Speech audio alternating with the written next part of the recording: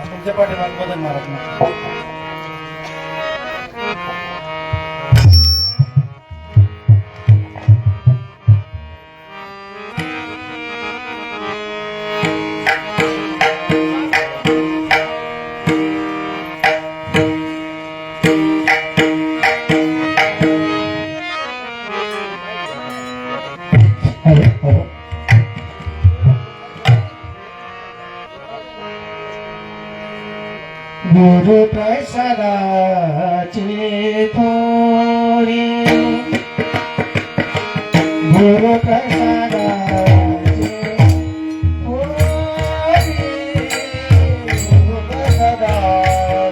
थोडी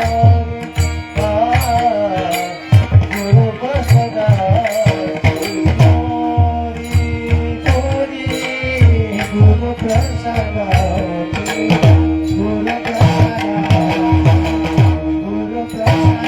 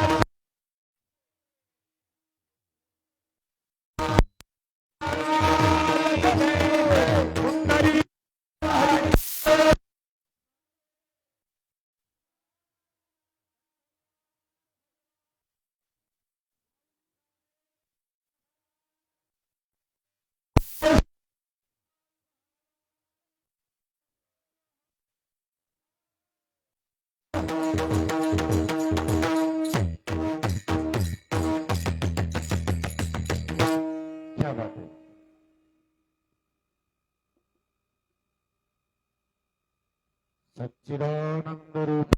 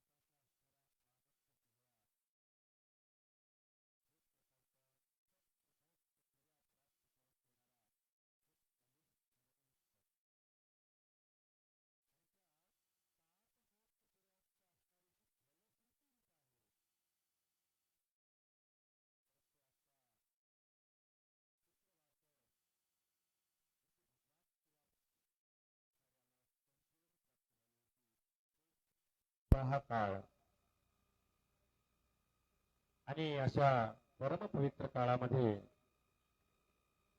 अखंड हरिनाम सप्ताहाचा कालारूपानं महा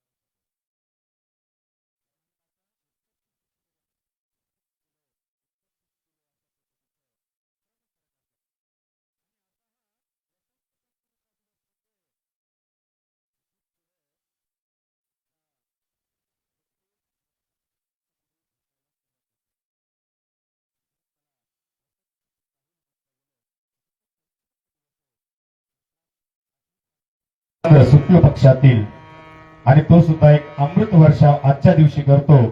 जे काही विद्वान मंडळी त्या विद्वान मंडळीसाठी आणि आजचा हा सुमुहूर्त असतो महाराज.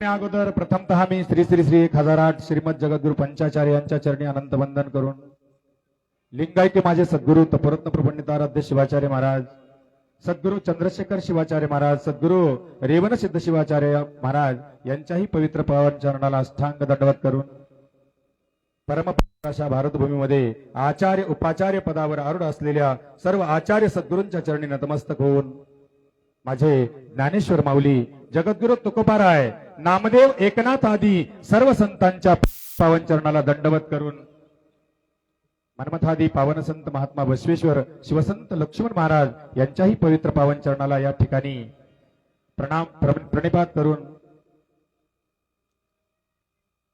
शिवली शिवक्षेत्राचा अधिष्ठान स्वरूप असलेल्या रामेश्वर शिवलिंगाला तसंच भोलेनाथाला अर्थात त्या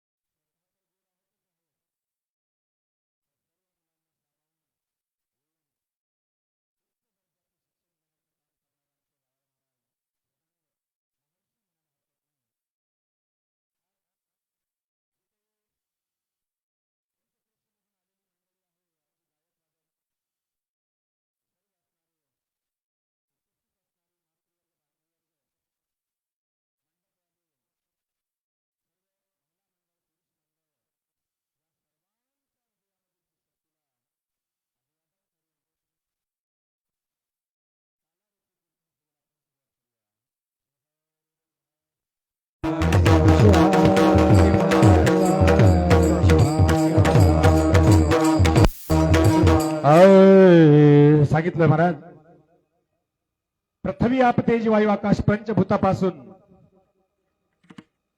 आणि आमची उत्पत्ती झाली. अर्थात आमच्या शरीरामध्ये पंचभूतात्मकता आहे. पृथ्वी आहे, आप आहे, तेज आहे, वायू आहे आणि आकाश आहे. त्यामध्ये त्रिगुण मिक्स केल्या जातात, राजस, तामस आणि सात्विक. अर्थात 5 भूत आणि 3 गुण मिळून पिंड जन्माला येतो आणि तो पिंड घेऊन आम्ही आईच्या शरीराच्या बाहेर येतो. आणि ज्यावेळेस आईच्या शरीराच्या बाहेर येतो त्यावेळेस बाहेर आल्याच्या नंतर लगेचच जन्म झाला असं सांगितलं जात नाही. तर मी पहिल्याच दिवशी सांगितलं की लगेच जन्म झाला असं म्हटलं जात नाही. शरीराच्या बाहेर आल्याच्या नंतर तर त्या बाळाचा असणारा श्वास हा आईच्या श्वासावर चालत असतो आणि आईच्या श्वासावर चालत असणाऱ्या त्या श्वासाला एक नाळ जोडलेली असते आईच्या पोटापासून, आईच्या शरीरापासून त्याच्या बेंबीपर्यंत. आणि ती बेंबीपर्यंतची नाळ जोपर्यंत डॉक्टर कापत नाही, मार्गदर्शक कापत नाही, सद्गुरू कापत नाही, संत कापत नाहीत आणि त्या नाळाची जोपर्यंत गाठ मारत नाहीत तोपर्यंत त्याचा स्वतःचा श्वास चालू होत नाही महाराज. आणि जोपर्यंत त्याचा श्वास स्वतःचा चालू होत नाही तो जन्मला असं मानला जात नाही. ज्यावेळेस त्याचा श्वास चालू होतो त्यावेळेस तो रडायला लागतो आणि मग मात्र आम्ही म्हणतो त्याचा जन्म झाला. शरीराच्या बाहेर येणं म्हणजे जन्म नाही, तर स्वतःच्या श्वासावर त्याचा पहिला श्वास ज्या वेळेला सुरुवात होतो आणि तो श्वास घेताना त्याला त्रास होतो,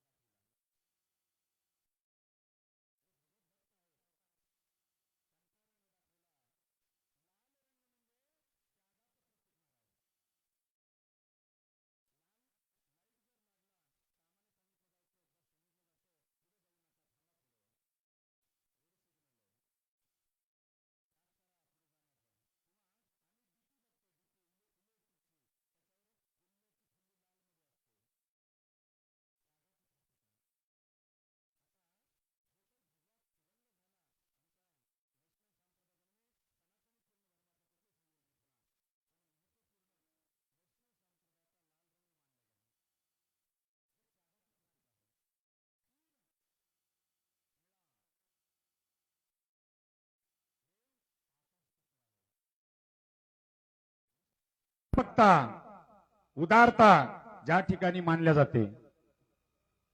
कोणता धर्म आहे?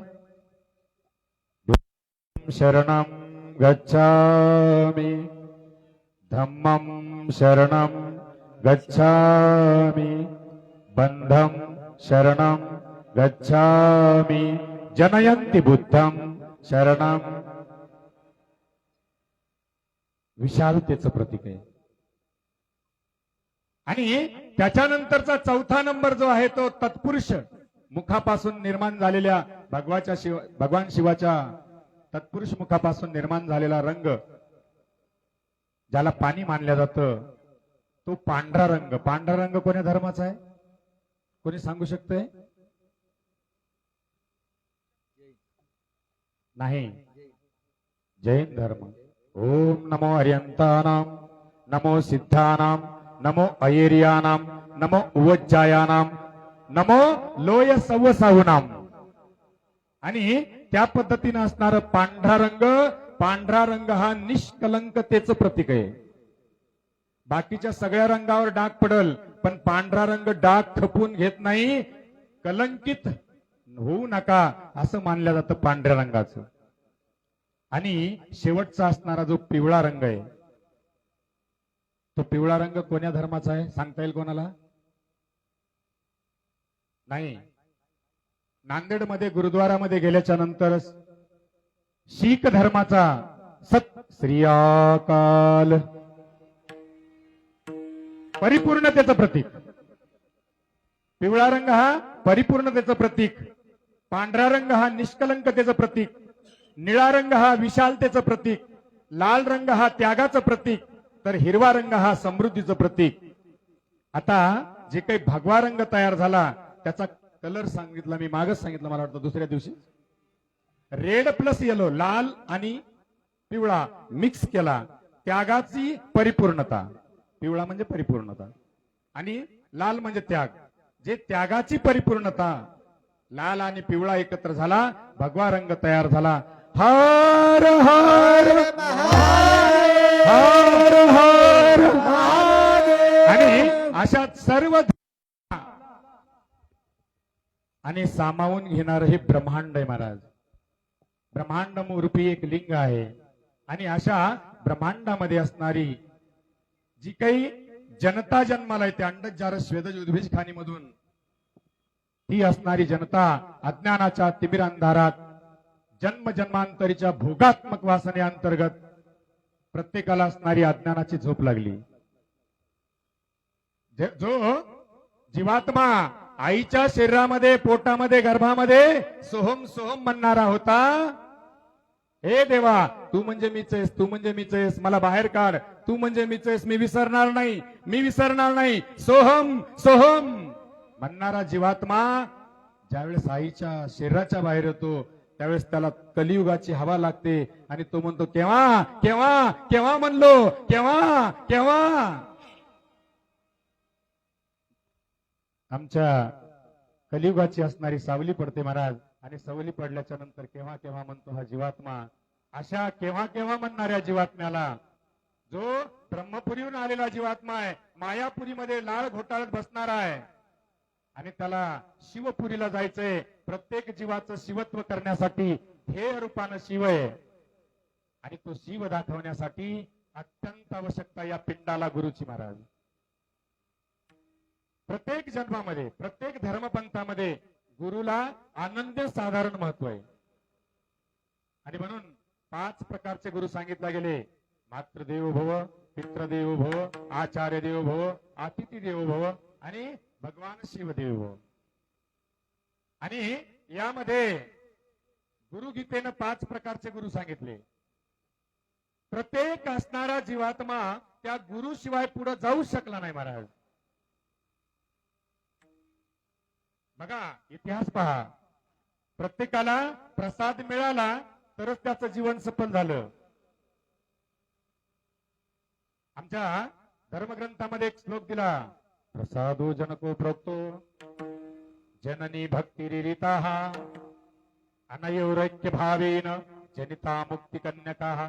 सांगितलं प्रसाद हा बाप आहे, प्रसाद हा बाप आहे. प्रसादो जनको प्रोक्तो जननी भक्ती भक्ती ही आई आहे. आणि भक्ती आणि जन या रूपाचं ऐक्य ज्यावेळेस होतो, अनयोरैक्य भावेन जनिता मुक्ती कन्यका. आणि ह्या दोघांची जर ऐक्य झालं तरच मुक्ती अर्थात मोक्ष प्राप्ती होते म्हणून सांगितलं महाराज. कन्या आहे त्यांची. म्हणून प्र म्हणजे परमज्ञान, सा म्हणजे मुक्तीचं साधन आणि द म्हणजे पाप कर्माचं दहन करणारा, म्हणून त्याला प्रसाद म्हटलं जातं. आणि असा हा प्रसाद प्रत्येक देवी देवतांना मिळाला. आणि त्या प्रसादाची व्याख्या खूप मोठी, ते पहिल्या चरणामध्ये सांगितलं. गुरु प्रसादाची थोडी महिमा असे श्रेष्ठ भारी गुरु प्रसादाची थोडी. गुरु प्रसादाची थोडी महिमा असे श्रेष्ठ भारी गुरु प्रसादाची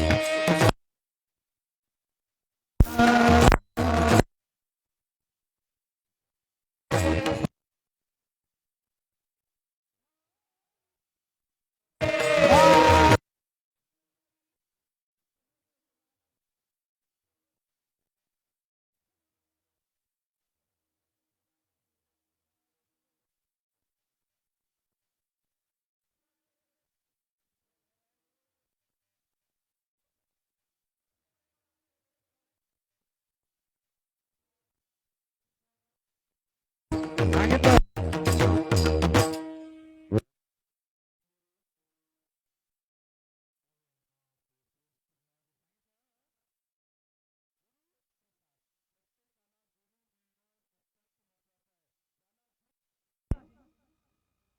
त्याचा जीवन व्यर्थ.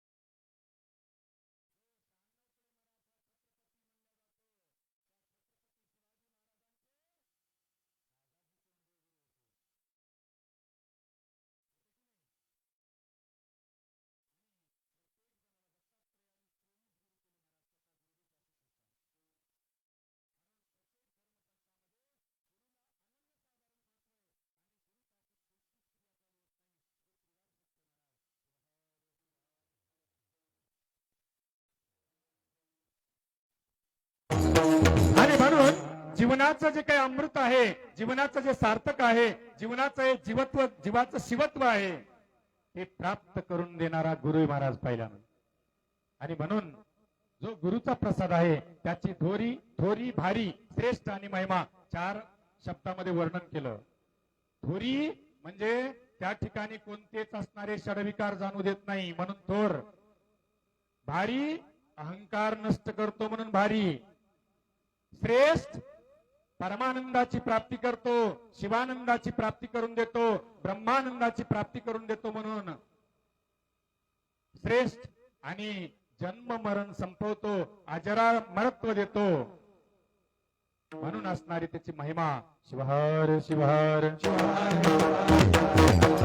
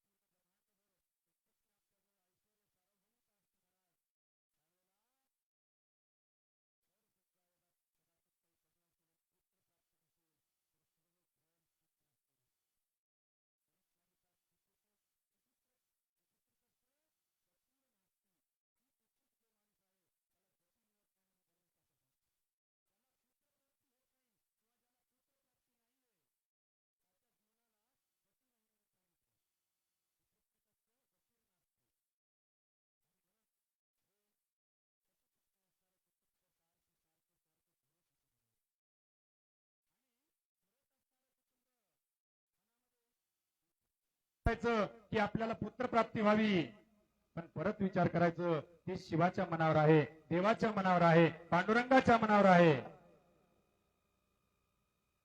आणि त्याच्यामध्ये पुन्हा थोडस मन संतुष्ट करून परत कामाला लागायचं ते कुटुंब. असं बरीचशी वर्ष उलटून गेलेली होती.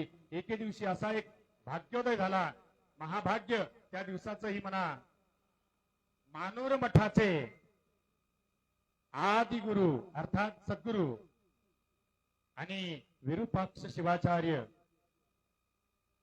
आणि हे महास्वामीजी आणि त्या गावामध्ये येण्याचा असणारा संकेत सर्व घराच्या समोर सडा संमार्जन केलेलं होतं. सकाळी कोंबडा हरवलेला होता, तांबडं फुटलेलं होतं, सोनेरी किरणानी सगळी प्रथमी असणारी उजळून काढली होती आमच्या सूर्यानं.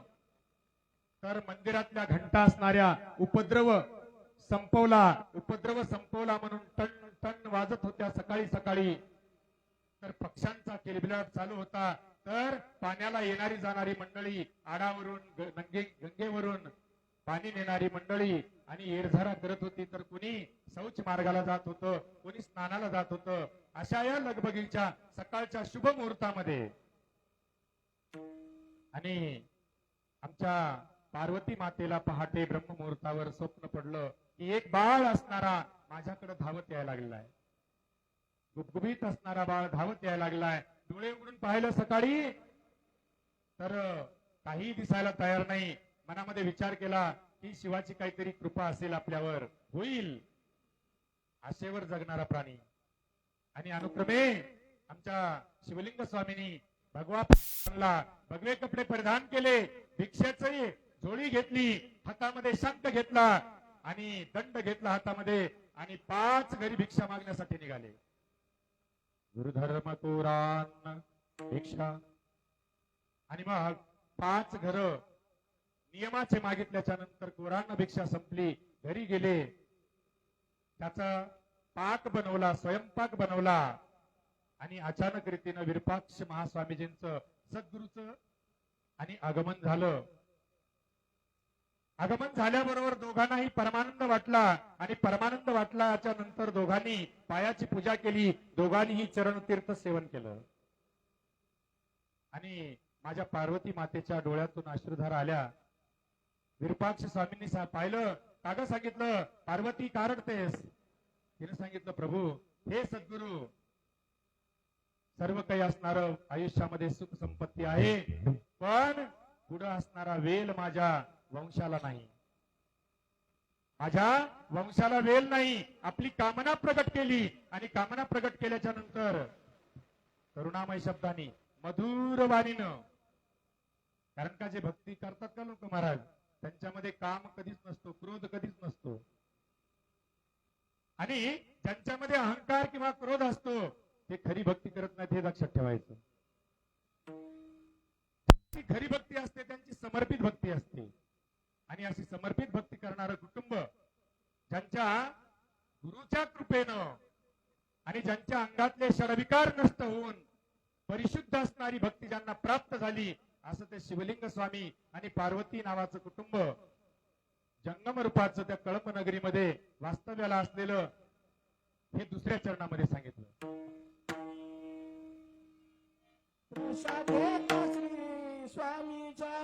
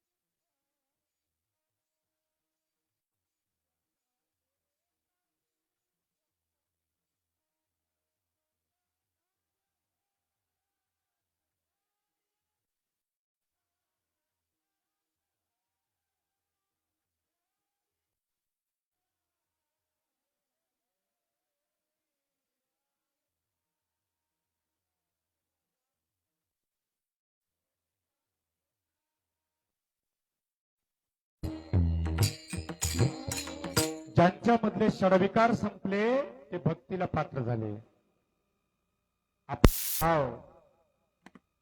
ज्यावेळेस समाजामध्ये संपून जातो त्यावेळेस त्या नाद ब्रह्माचा आनंद काही वेगळा असतो. आणि म्हणून ज्या ठिकाणी षडविकार संपले त्यावर असणारी गुरुची कृपा झाली. गुरुची कृपा ऐकून घेतलं. पार्वतीचा असणारे शब्द, इच्छा, कामना की पुत्र प्राप्ती माझ्या कुळाला नाही, कुटुंबाला नाही, माझ्या वंशाला वेल उत्पन्न व्हावी पुत्र रूपाची. आणि म्हणून पार्वतीनं डोळ्यातून अश्रुधारा आळून साष्टांग नमस्कार सद्गुरूला केला. आणि सद्गुरूला केल्याच्या नंतर सद्गुरूंनी कृपा दृष्टीने नखाग्रापासून शिकाग्रापर्यंत दोन्हीही पती पत्नीला आणि सांगितलं, तुम्हाला पुत्र होऊन जाईल. आणि ज्यावेळेला पुत्रप्राप्ती होऊन जाईल असं म्हटले त्यावेळेला दोघांनाही अधिक आनंद वाटला. असणारा जेवण असणारं केलं सद्गुरूंनी आणि ते त्यांच्या मार्गाने निघून गेले मानूर मठाकडं.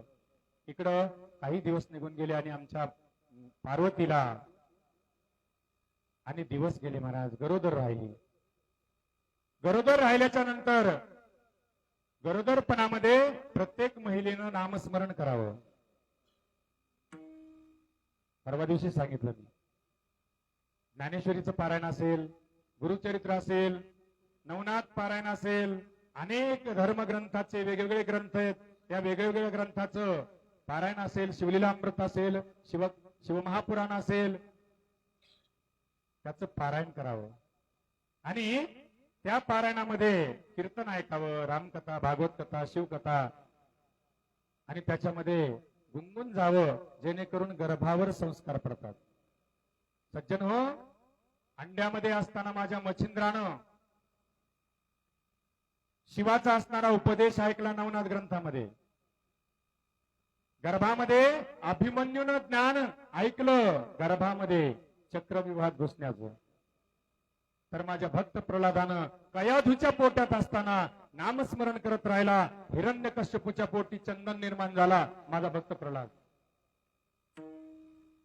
गर्भ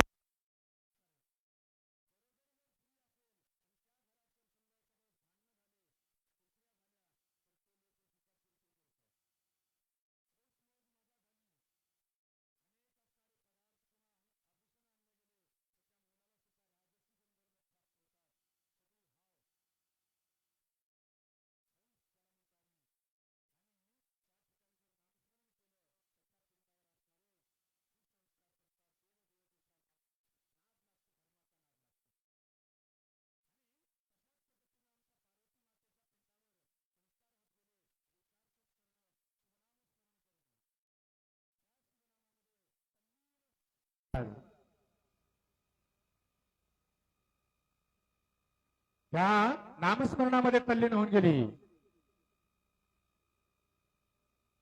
ज्ञानोबा,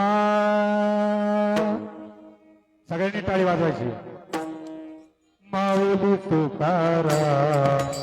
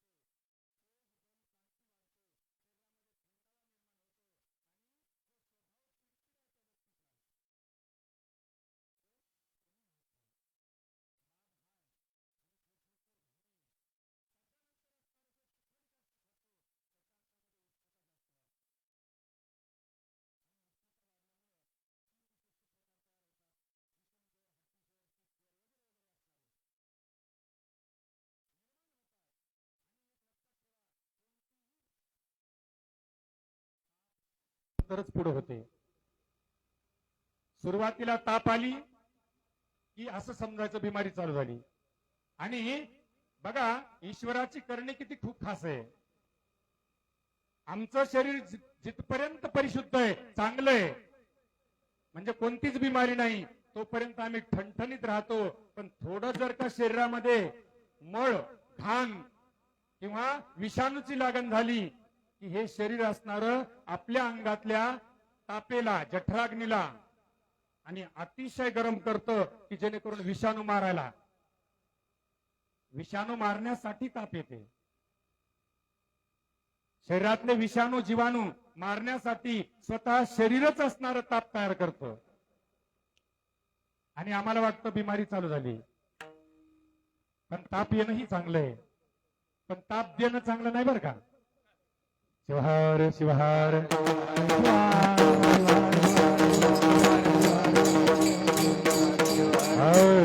आणि त्याच्यानंतर खरड जो जास्त माणूस खातो त्याला असणारा विषयविकार जास्त निर्माण होतो महाराज. आणि तो मग अत्याचार करायला लागतो कोणत्याही आपल्या स्त्रीवर. बऱ्याचशा बिमाऱ्या जास्त वाढतात मीठ जास्त खाल्लं तर. पहिले जे जडीबुटी देणारे जे डॉक्टर होते वैद्यराज, तर ते सांगायचे का मीठ कमी करा. बरेचसे लोक आमच्या गावात शंकरप्पा वारकरी म्हणून होते, म्हातारे होते महाराज, 95 वर्ष वय, अजिबात मीठ खात नव्हता माणूस. दातही पडले नाही, डोळ्यानंही मस्त तेज नजर, खन खन खन खन चालायचा माणूस. मीठ सर्व रोगाला लवकर उत्पन्न करणारं मीठ. त्याच्यानंतरच जे काही प्रकार आहेत तुरट पदार्थ, अतिशय तुरट झाला तुम्हाला असणारे बायपासचे प्रकार होतील. पण तुरट जर प्रमाणात खाल्ले गेलं तर हृदयविकार होत नाही. जसं आवळा आहे, बल, तेज, कांती प्राप्त करून देण्याचं काम करतो. स्त्रियांना सुद्धा आवळा मुरब्बा, टीबी जी काही बिमारी आहे टीबीवरच अप्रतिम औषध म्हणजे आवळा. आणि अशा पद्धतीनं जे काही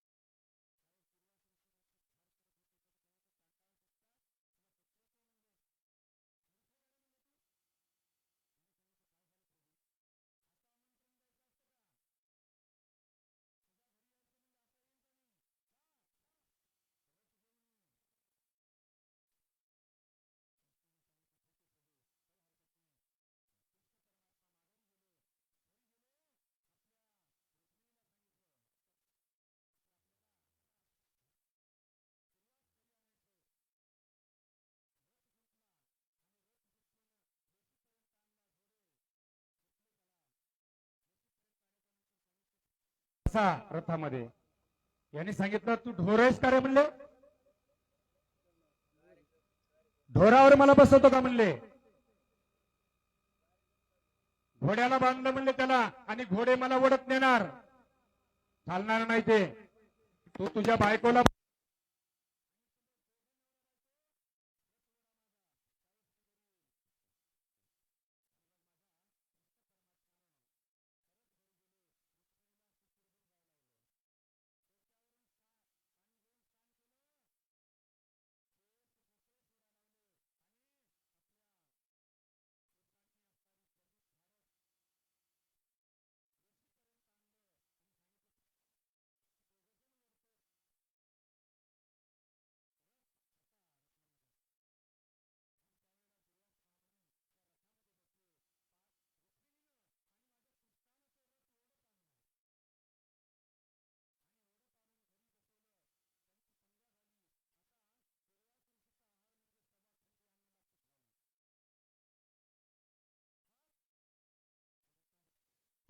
आपल्या घरी जर आला, सज्जन हो तर मला एक विनंती आहे, आपल्या घरी जर कोणी अतिथी आला तर त्याला फक्त पहिल्यानं चांगलं बोला.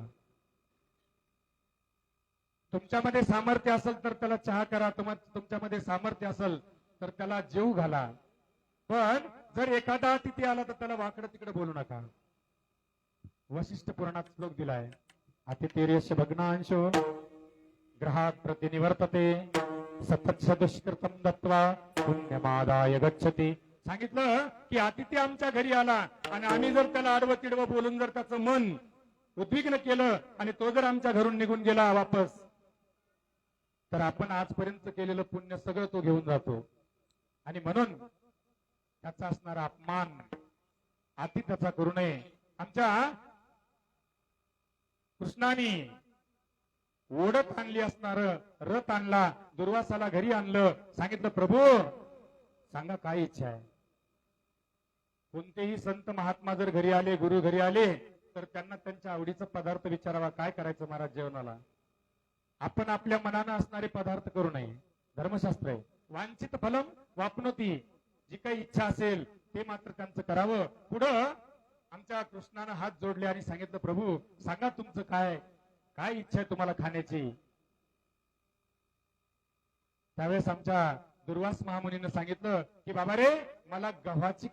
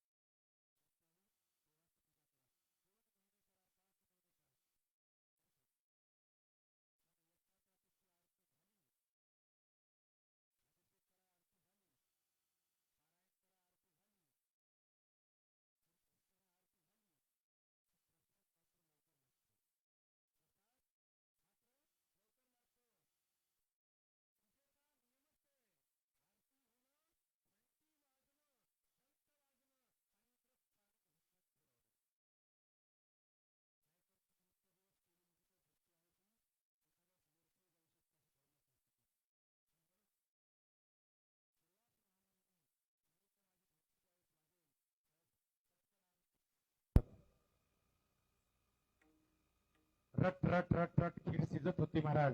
आणि रटरट शिजत असणारी इकडं घंटी वाजायला सुरुवात झाली, आरती झाली, शिवपूजन संपलं. दुर्वास ऋषीचं आमच्या कृष्णाला सांगितलं ए रुक्मिणी चल लवकर आण. आमच्या रुक्मिणीनं असणार चमच्यानं ताटात घेतलं आणि ताटामध्ये घेऊन समोर तूप मिश्रित करून वाढलं. खीर, गव्हाची खीर. त्यावेळेस दुर्वास महामुनीनं घंटी वाजवत वाजवत रागानं पाहिलं. सांगितलं चांडाळा, तुला लाज वाटते का?